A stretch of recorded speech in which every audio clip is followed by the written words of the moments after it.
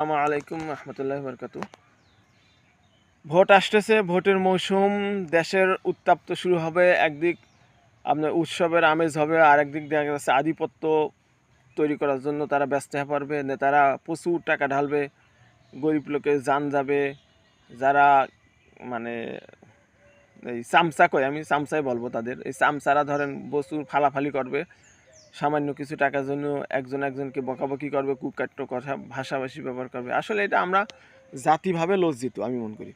আমরা এই 55 বছর হয়ে গেছে, এখনও স্বাধীনতার এখনও আমরা ভালো হতে পারি নাই। এখনও আমরা নিজে নিয়ে চিন্তা করার এখনও সময় পাই নাই।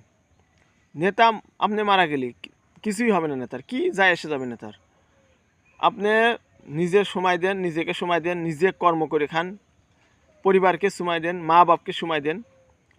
রাষ্ট্রর আপনি যখন উন্নত হবেন, রাষ্ট্র এমনি এমনি উন্নত হবে। আপনি যখন ভালো হবেন, তখন রাষ্ট্র এমনি এমনি ভালো হবে। এই যে মারামারির মধ্যে কত কেস হবে, কত লোকের বুক খালি হবে। এখানে কেস যে হয়েছে সেই জানে এটা কেসের কি জ্বালা। সে জেলা ডিস্ট্রিক্টে যাইতে গেলে তার কত টাকা খরচা লাগে সে জানে। এমনিতে মানুষটা নাই, আবার সে সাথে যদি কেসের ডেট পড়ে, সে টাকা দেবে না সে কেস, মানে সে ভাত খাওয়ার টাকা গুছাবে না সে কেস চালাবে। এই যে এটা ঝামেলা, এটা যার পরিবারে আছে সেই সাফার করে, যে আসলে কত কষ্ট। এখানে মা বোনদেরও আমি বলবো, আপনাদের বিশেষ করে সন্তান এবং স্বামী, এদেরকে এই নির্বাচনের জন্য নেতাদের ব্যবহার দাবার গুটি ব্যবহার হতে দেন না। আপনারা যদি সচেতন হন, অবশ্যই আপনার ভাই, আপনার স্বামী, আপনার সন্তান আপনি হেফাজত করতে পারেন। ওদের বলির পাটা হন না, নেতার বলির পাটা হন না। তাই যদি না হয়, দেখেন যারা নেতা তারা কিন্তু ঠিকই এসি রুমে ঘুমায়, আপনি কিন্তু ঠিকই দিন শেষে আপনার কি বাজার করছেন ওইটাই আপনার পেটে যায়, আপনার সন্তান খায়।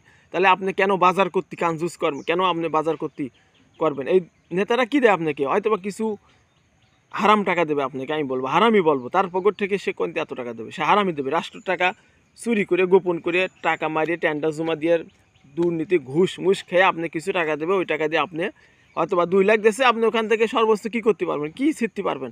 না, মানুষের না 1 লাখ দেবেন আর 1 লাখ টাকা, আপনি ওই 1 লাখ টাকা আপনার জীবন যাবে না। ওই 1 লাখ টাকা আপনি অন্য একটা ব্যবসা করেন বা তো সৎ পথে টাকা কামানোর চেষ্টা করেন, আল্লাহ আপনার বরকত দেবে, কোটি কোটি টাকা কামাতে পারবেন, এবং 2 লাখ টাকা 1 মাসে কামাতে পারবেন যদি আল্লাহ আপনাকে দেয়।